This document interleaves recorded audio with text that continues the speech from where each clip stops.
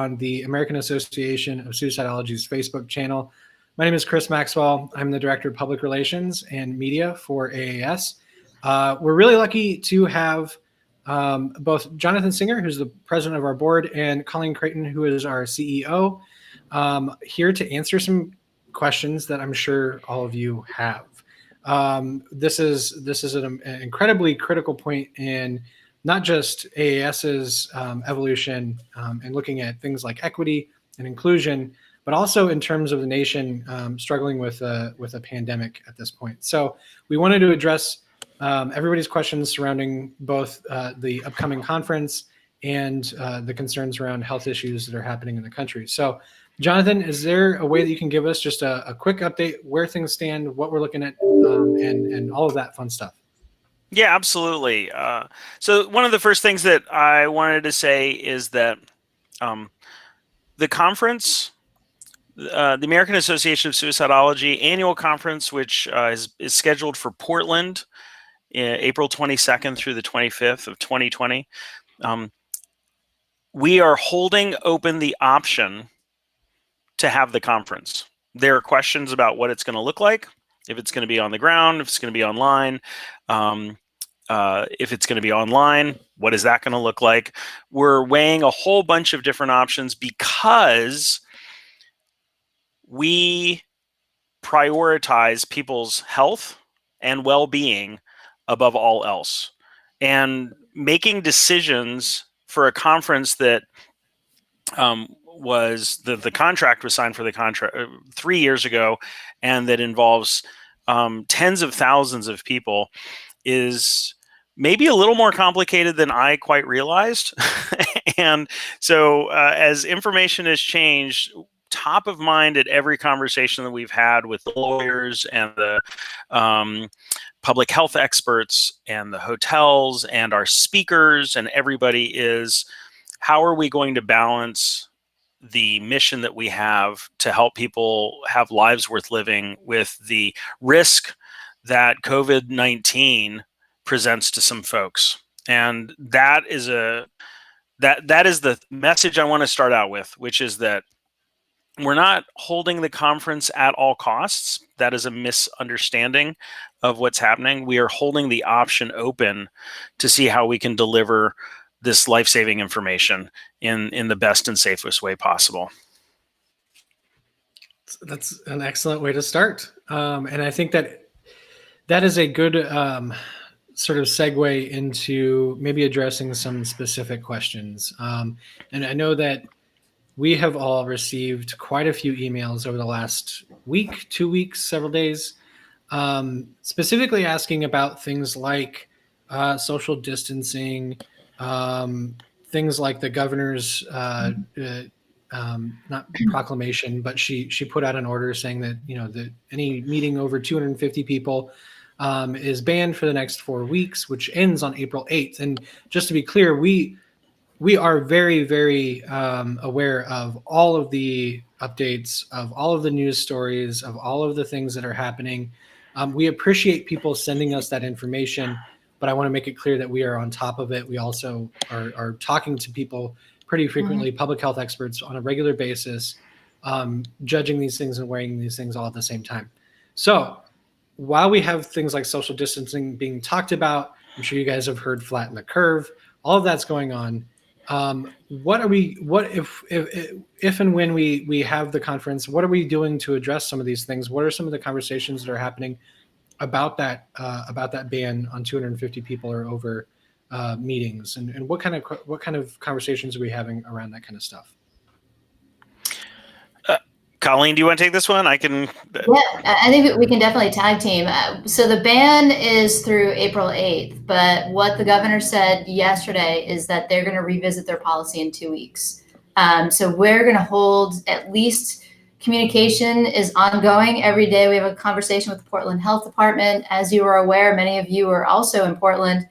We're talking to all the entities there as well, just to kind of figure out where things are. Like, what is it looking like in 2 weeks? What is the rate? We're checking every day to find out if there's been any new cases, suspected cases, things like that. Along those same lines, we're having the conversation with the hotel. We've asked for their mitigation policy. So what is it in relation to hand sanitizer, wiping down hard surfaces?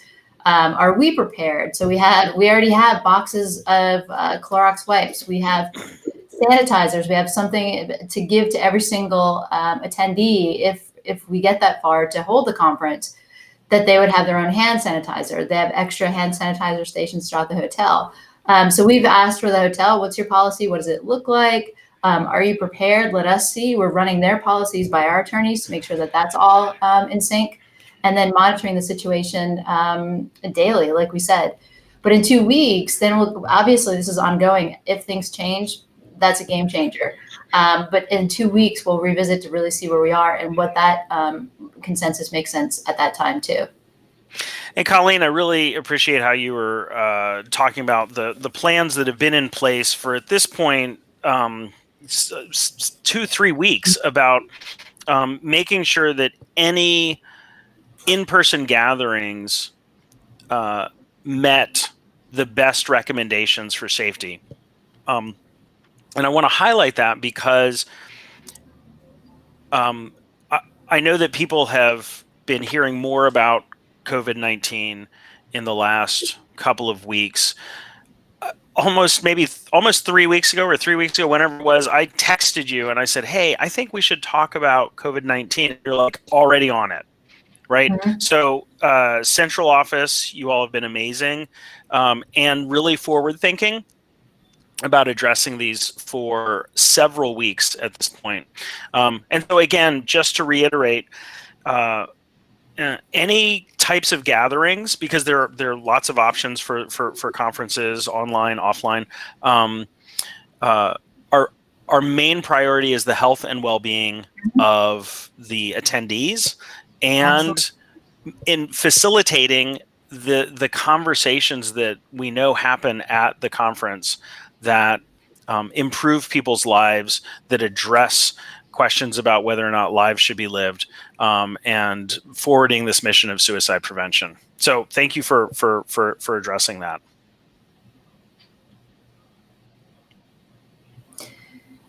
I'm trying to see if there's any questions coming in. Doesn't look like anybody's having any specific questions. But I think you guys have answered everything. We can wrap it up. Yeah, no, I think we also want to talk a little bit about kind of our obligation too. So it's not as easy. We can say, hey, tomorrow we're going to not do the conference.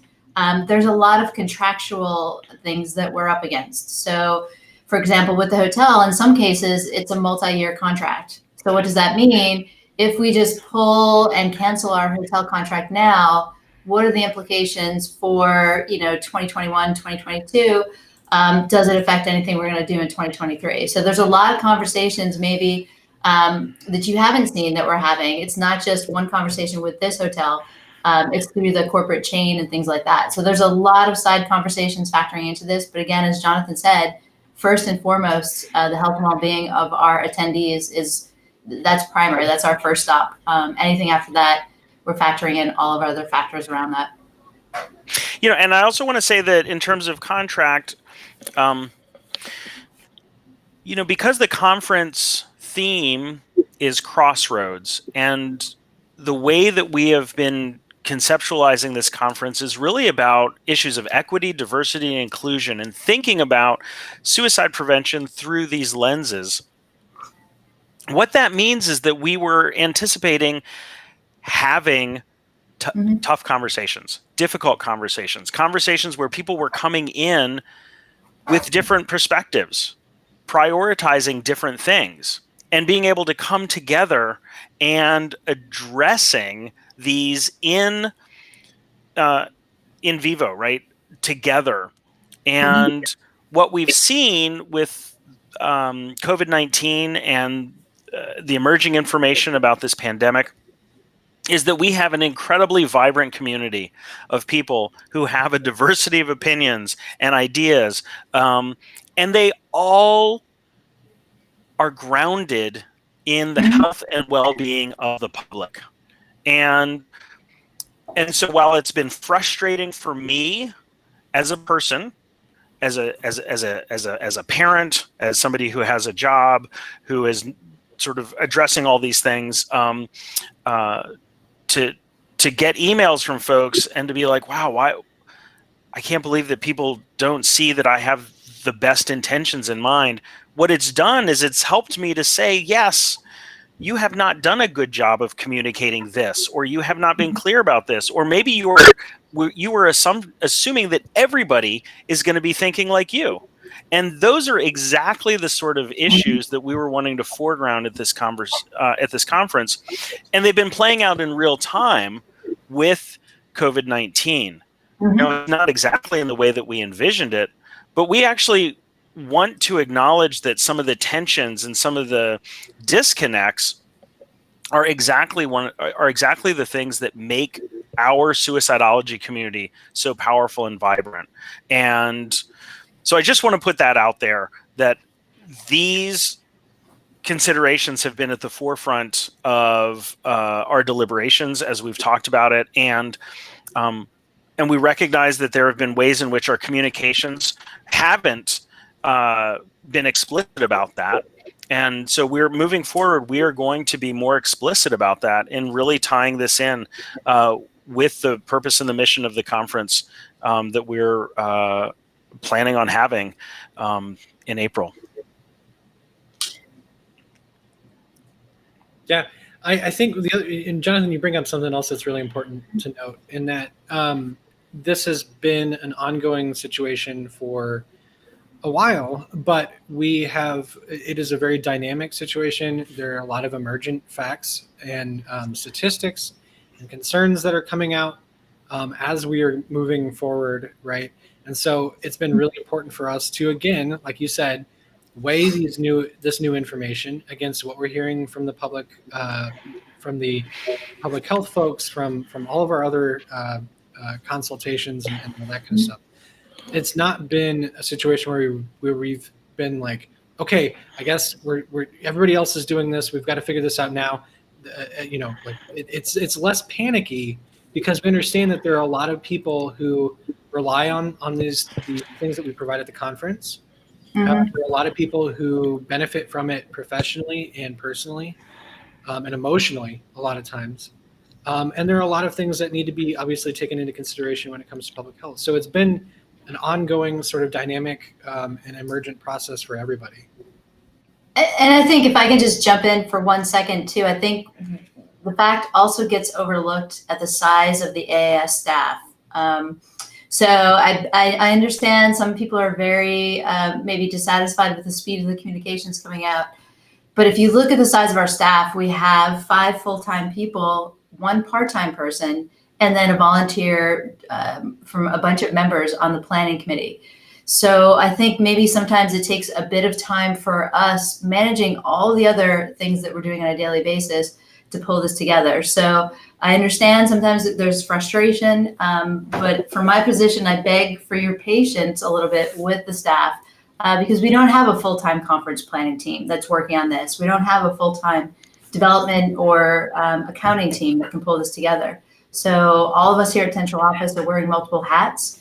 Not saying that as an excuse. I'm just saying I want to factor that into some of your frustration a little bit, in that remember who's getting this done as well. Yes, and as somebody who's not on staff, I've just been so amazed at how thoughtful and comprehensive the staff has been. Is it? Sorry, I should know this off the top of my head, but I'm looking. Is it like 4.5 staff? 5. Yeah, 5 and some part-time help. 5 and some part-time help to manage something that that clearly, organizations that have, administrative staffs of hundreds are struggling to negotiate. So really, from my perspective, it's been really nice, and I really appreciate. I'm seeing some comments in the comments. Thank you all so much for the support. It really means a lot. And I want to say that, Colleen, one of the things about the communications, earlier I highlighted the fact that the communications helped me to see that people were coming from the same issue, care and concern for the well-being of folks from different angles, which is exactly what we're wanting to do with this conference. But I think the other thing that's really important to foreground is the fact that right now, people are really stressed that the news about COVID-19, the impacts that it's having on people's livelihoods, issues around parenting, and I'm bringing that up because, you know, I've got 8-year-old twin boys and a 12-year-old daughter. We just found out that they're going online, and my wife and I are going to be having to figure this out, right? What do we do with kids that are not? There's no childcare. There's no right. So all of these stressors, everybody's stressed out for different reasons, and I have it good, right? And so if I'm stressed out, I can only imagine how stressed out other folks are, especially if their health is compromised, if they're caring for elderly parents, if they are in the gig economy or service economy. And these are all of the intersections that the conference needed to tackle. So I want to acknowledge that people are stressed and anxious, and it's really hard for us to be creative when our brain is in fight or flight. And so I honor and acknowledge central staff for your creativity. And I also want to acknowledge that the stress out there is real. And I hope that we are able to communicate that our intentions to hold open the possibility of having the conference in April in some format allays some concerns and puts to rest some of the anxiety, unnecessary anxiety that people might be feeling, so that they can sort of address their self-care, right? Address their needs for their own lives, and not have to worry about, you know, sending emails to AAS. Although please do, that's fine. I'm not telling you not to, but that I hope that we are able to do that to decrease any unnecessary stress. Yeah. So Ron White is asking some questions, and these are good questions too, and directly relate back to your comment, Jonathan, about communications. So Ron was asking, you know, it's great that we're having this conversation here, but what are we doing to make sure that the registrants and anyone who's a member and all that get this information? And so, and Joelle, thank you for jumping in. And that's exactly correct. We put out weekly communications via email that go to members, anyone who's registered this year, anyone who's honestly registered in the last few years, unless you've opted out. We also have ongoing updates and communication directly on the AAS conference website, which is aasconference.org. We have alert banners, we have pop-ups, so you can keep updated there. We haven't had any official communications via Twitter at this point. Colleen, I know that you've tweeted out some stuff, but AAS as a channel has not tweeted out anything. But we also put out information via Facebook and all the other social media channels, and then through the listserv, which a lot of people don't know is actually majoritively not populated by AAS members. It's a lot of people, like 2/3 of the people on there are not AAS members, but they get, you know, communications that way. So we're doing a lot of different channels, communication through channels. But if we're not addressing something particularly, Ron, please feel free to email me, let us know, and we'll try to figure it out. And if I could jump in too, everybody knows if you are on Twitter, you've seen me. I have no problem jumping in and kind of giving you what's going on behind the scenes. We've been pushing information out as we have it, because I think earlier in the conversation, if you go back a little bit, you'll see we want to be very cautious with what we're communicating. So we don't want to just jump out something and then have to say, hey, we have to pull that back a little bit. We didn't have all the information. We want to retract what we said. So that's why we're a little cautious with the push out. Meanwhile, what I've been doing though is I have been online kind of seeing your concerns. Some of you are hashtagging it AAS20. Some of you are hashtagging it AAS2020. Some of you are not calling. So I've been searching for specific just words and terms you may be using in communicating your frustration. I've been responding personally for mine as I can. I've also just been kind of sitting back and watching the concerns overall that folks are having. But if you have any, like Chris said, if you have any direct questions, feel free. Send an email directly to me. Feel free to call. Feel free to write. And if we see kind of the same systematic questions coming up, we can address those. If we have questions about refunds, we can do a whole separate thing on that. If we have questions about what the virtual option, if we go that way, will look like, we will have a whole separate communications plan on that. But note that we're not just ignoring, we're watching the communication, we're responding as we can. Again, it's a question on bandwidth for some part too. Getting a couple more questions here. This is good. People are curious as to whether the conference is going as planned. We mentioned earlier that we're moving forward with the option of the in-person meeting, and that we're also looking at what a hybrid meeting with virtual options and a virtual option itself might look like as well. And we've got a few questions about whether or not this is going to be recorded. It is being recorded. I will make sure that it gets uploaded in some fashion or another on the conference website. As well. And we'll keep. I posted the link here in the comments too. We'll keep all updates as they happen over at aasconference.org/COVID-19, including this video and whatever other resources we put out. Yeah, and Chris, let me just say, I see Susan has the question: is the conference going on as planned? And I just want to punctuate what you said, which is what we mentioned at the top of the feed, which is that we're holding options open. If we cancel the conference, we don't have the option to then deliver the content in any sort of way that will not be disruptive, right? It would only be disruptive. So it is really important for people to know that, the conference has not happened yet. I've received a couple of emails from folks, and the implication is that the decisions that AAS has made so far about the conference have in some way contributed to a global pandemic. That couldn't be further from the truth. The conference hasn't happened. Nobody has gathered. We've been very responsive and supportive to folks who have addressed issues of their own travel bans and their concerns about traveling because of health and well-being, and so individually supportive. But as an organization, we also have an obligation to make sure that we're not making decisions prematurely that could hurt people.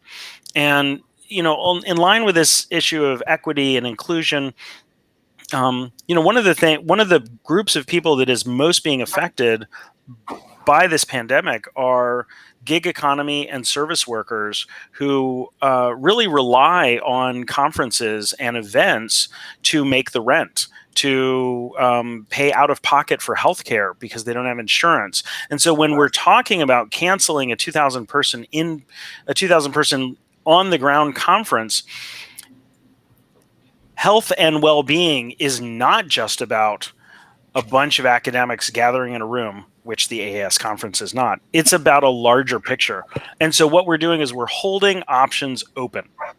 And we feel that this is in line with our mission. We feel like this is consistent with the members and what they've said is important in terms of making sure that we're addressing health and well-being. And the information is changing so rapidly that decisions that seemed pretty solid last Friday, today, almost seem like old history, right? And so I want everybody to just keep repeating that phrase to themselves, that AAS is holding options open, because we want to make sure that we are as seamless and as transparent as possible, and that when we do provide the really kind of groundbreaking and amazing content that is scheduled for this year, that it's done in a way that is seamless and is communicated in a way that everybody can easily understand. Mm-hmm. Yeah. I have nothing to follow up with that. I think that pretty much that's a very comprehensive way to say where we're at. So yeah, do either of you have anything else to add? Are there things that we need to address that we haven't yet, or? And I guess that's where I'm wondering if anyone out there has additional questions, because I think we've covered a lot of what's going on. It's just simultaneous discussions across the board on a number of different levels. And so this, like you said, it's an ongoing situation. I know I just touched my face, but when talking, but I do have hand sanitizer. So we're cognizant all levels. We get that. We're being totally respectful for everybody's needs. It's just, this is an ongoing conversation. But I'm curious more about what concerns everybody has or how we can answer questions you may have. Yeah. So how do we want people to communicate with us if they have questions? I feel like anywhere on this thread, if they watch it later, anybody can find us on Twitter. We can get emails via info@suicidology.org. Yeah, I mean, any way you can contact us, let us know if you've got questions, and we'll try to answer them as best we can. Well, let me just say, because we haven't explicitly mentioned this. So some people have had questions about hotels and registrations. All of that information has been on the website for weeks, and you're welcome to email me or anybody at central office for if you have questions, because maybe you registered a bunch of folks, or you're part of this. There's a purchase order through your company. Like any of those details, we're happy to address those. And so please reach out to those, because again, these are not things that people need to be anxious about these days. There's lots of other things that folks can worry about as this pandemic is developing. So please don't have that on your plate. Make sure that you can offload that.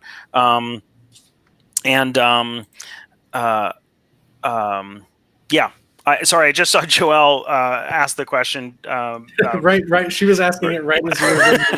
Right. And so same thing, like the hotel, all hotels, most all hotels, this one definitely does have cancellation policies in place, and that, we'll help connect you with those. And so absolutely all of that, just, reach out or look at the website, aasconference.org.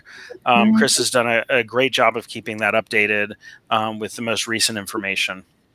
And we will continue to do so. I think Quicks, Dr. Lazine had a really good comment here, and that this where we're sort of at right now in the situation kind of mirrors suicide prevention, and that suicide prevention is really about keeping things open and not closing doors or closing out options right away. So I felt that was pretty reflective of where we're at. Yeah, it's awesome. Vic Armstrong has a really good question about presenters, presentations. What sorts of things are they responsible for, or what kinds of things do they need to keep paying attention to? Yeah. So, Vic, appreciate the question. And also I just want to say publicly, I really appreciate your advocacy around suicide prevention and the amazing work that you do in the community. And it's really an honor that you are a member of the AAS community. So thank you. So absolutely, presenters, we've been reaching out to presenters about some of the issues related to the conference. We have not presented much information today, nor will we, about what an online or hybrid conference looks like, because we're still in the process of gathering that information. And as Chris and Colleen mentioned, we don't want to have to walk back things that we said. So we are looking into that. For some presenters, we will, if we do move to a hybrid or an online, we will contact folks about presenting online. And obviously there are certain technical aspects of that, but also there is, I have to say, online provides a certain amount of intimacy that that sometimes you don't have when you're in a 2,000 person ballroom, which is not to detract from an on the ground conference at all, but just to say that part of the complexity of all of this is thinking about how the online options, the use of technology, things like that can make for a different conference, not necessarily worse, not necessarily better, but a different learning experience. And so we'll be in touch with folks about what their presentations look like, about the timings, and those timings could include things like maybe not happening during the 3 days of April 22nd through 25th, but possibly being archived for distribution later on. So there are all sorts of things that we're considering. And again, as I've said these, please don't take this as this is what's going to happen. I'm just throwing out some ideas so that folks can have an idea of